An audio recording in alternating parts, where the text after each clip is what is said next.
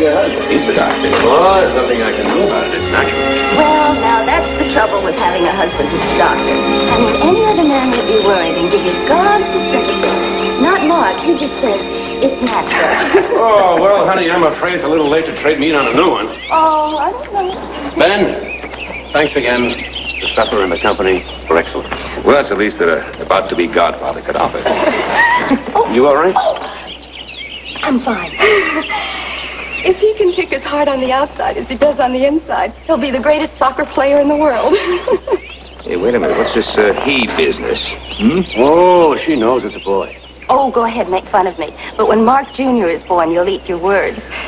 All a woman has to do, Ben, is tie a penny to a string and hold it in front of her.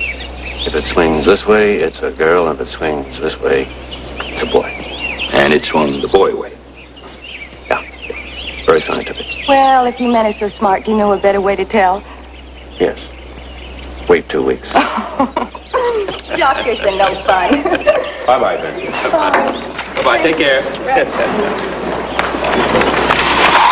hey, Doc, Ruthie. Oh. Sorry I'm late, Paul. Had a new man on the freight dock. How's Ruthie? Oh, fine. Just fine. Yeah?